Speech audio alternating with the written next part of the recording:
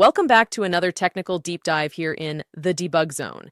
Today, we're tackling a big question and breaking it down with insights from other users. Hopefully, this clears up some misconceptions and helps you get the answer you need. So buckle up, stay a little curious, and let's jump right in.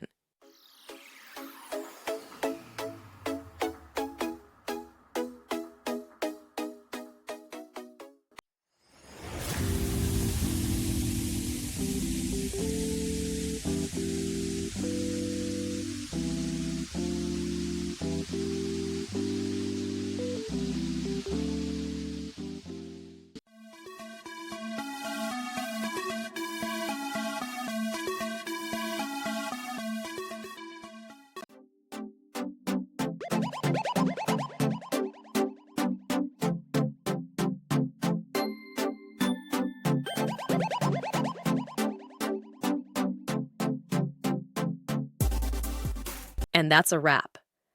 I hope you found the answer you were looking for. If you did, take a second to hit that subscribe button. It really helps out. And let me know in the comments which solution worked best for you. See you next time in the Debug Zone.